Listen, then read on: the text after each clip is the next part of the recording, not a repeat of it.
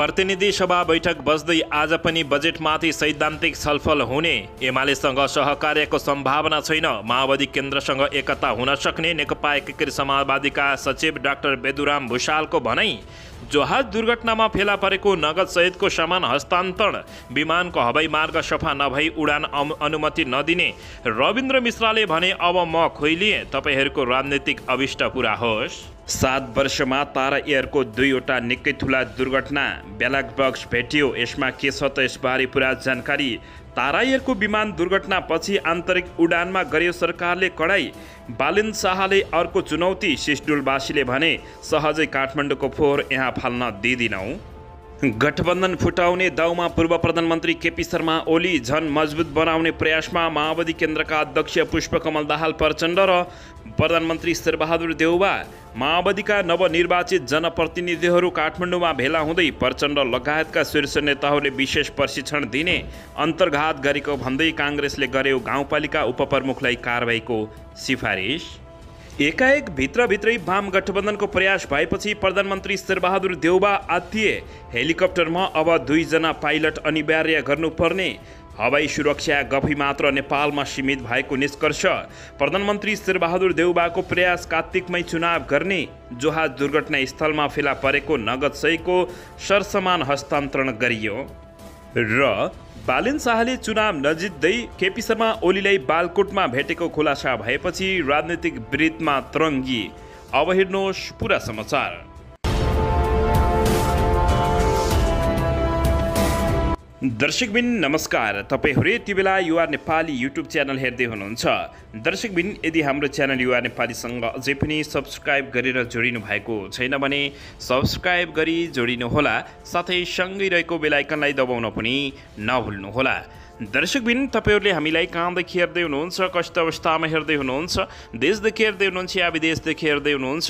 दर्शकबिन यदि तपाईहरुले हामीलाई रेगुलर हेर्नुहुन्छ भने रेगुलर र पहिलोपटक हेर्दै हुनुहुन्छ भने पहिलोपटक भनी कमेन्ट बक्समा गई कमेन्ट गरी हाम्रो मेहनतको लागि एउटा सानो लाइक गर्न पनि नभुल्नुहोला। दर्शकबिन नेपाल नागरिक उड्डयन प्राधिकरण क्यानले उडान गर्ने र पुग्ने गन्तव्य स्थल मात्र नभई हवाई मार्ग इनरुटको मौसम समेत सफा नभई आन्तरिक उडानका लागि अनुमति नदिने भएको छ।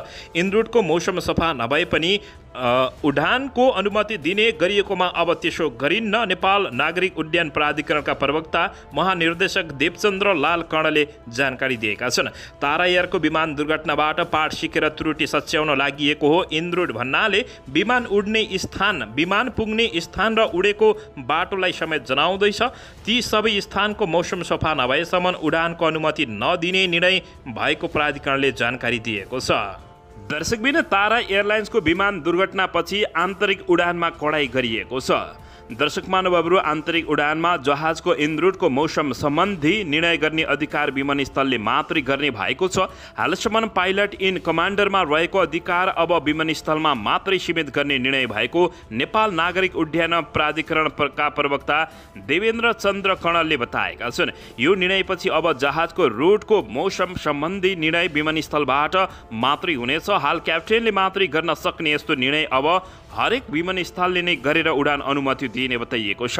उनले भने प्राधिकरणको यो निर्णयपछि मौसम पूर्ववत सफा भएको यकिन गरेर मात्रै विमानस्थलले अनुमति नदिएसम्म कुनै पनि आन्तरिक उडान हुँदैन। तारा एयरको विमान दुर्घटनापछि यो कडा नियम गरिएको जानकारी प्राप्त भएको छ।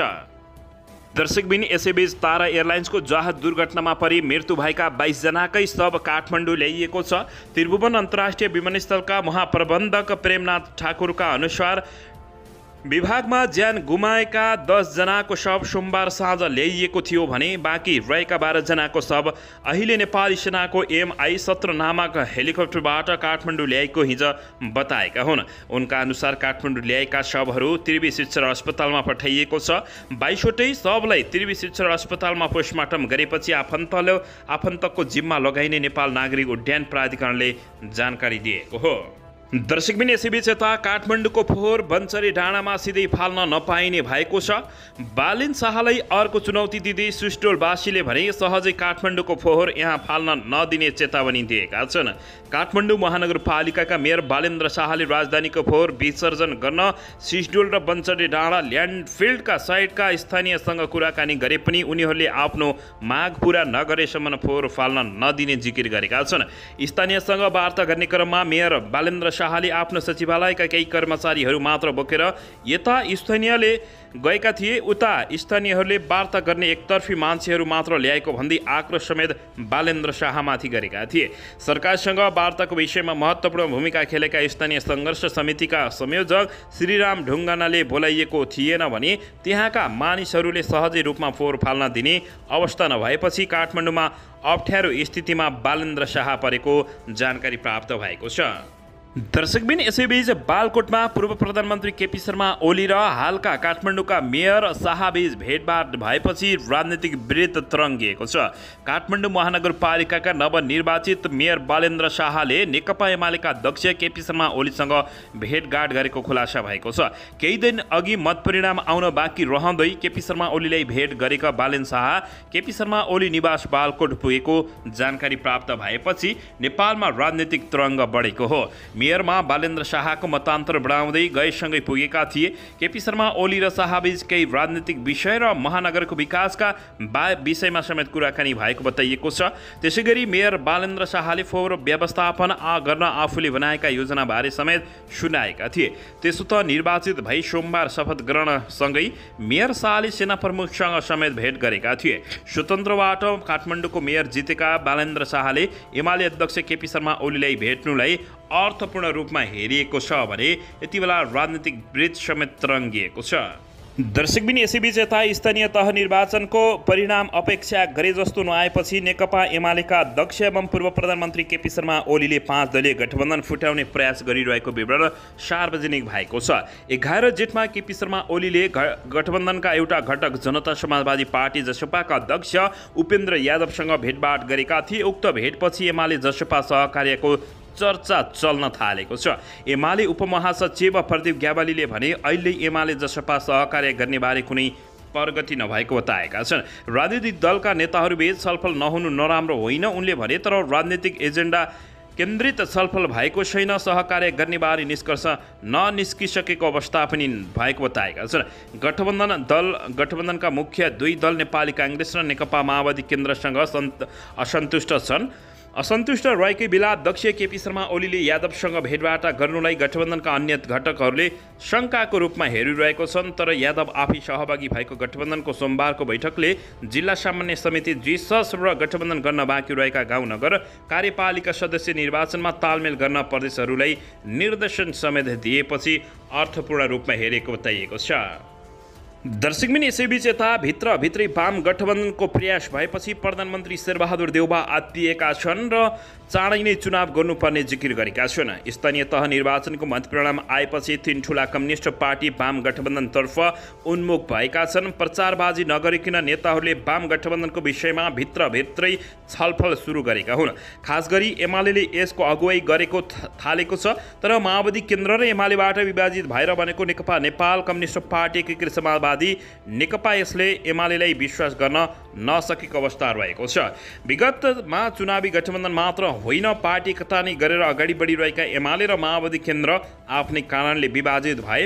अहिले स्थानीय तह निर्वाचन मतपरिणाम आइसकेपछि सबैका कमजोरी औलाउँदै वाम गठबन्धन गर्नुपर्ने महसुस गरेका यी तीन दलबीच विश्वासको अभाव भने खड्किएको छ। भित्रभित्रै वाम गठबन्धन दलको कुरा चलिरहेको मात्र होइन, गम्भीर छलफल भएको छ। तर नेताहरूबीच विश्वासको अभाव देखिएको छ। एमालेका एक पदाधिकारीले भने पछिल्लो समय प्रमुख विपक्षी एमाले 5 दलीय गठबन्धनलाई दर्शक महानुभावहरू फुटाउन यति बेला कोसिस गरिरहेको बताइएको छ।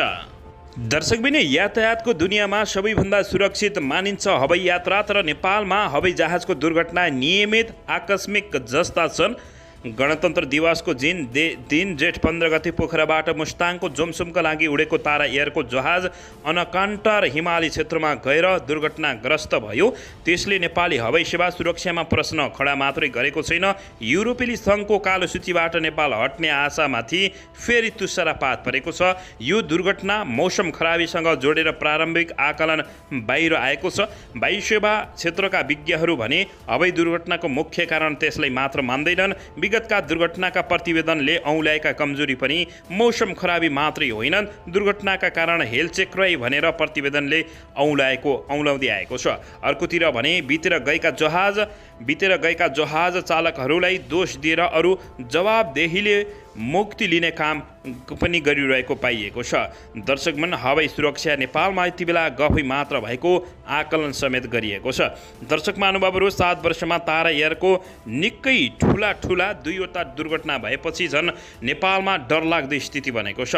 पोखरा जोमसुम रोड उडान भर्दै आएको तारा एयरका विमान 7 वर्षमा 2वटा ठुला दुर्घटनामा परेका छन्। आइतबार पोखराबाट बिहान 9:55 बजे उडेको 22 जना सवार तारा एयरको 9N80 ट्विन टार जहाज मुस्ताङको थासङ गाउँपालिका 2 कोबाङ स्थित सानुसुरेमा दुर्घटना परेको थियो।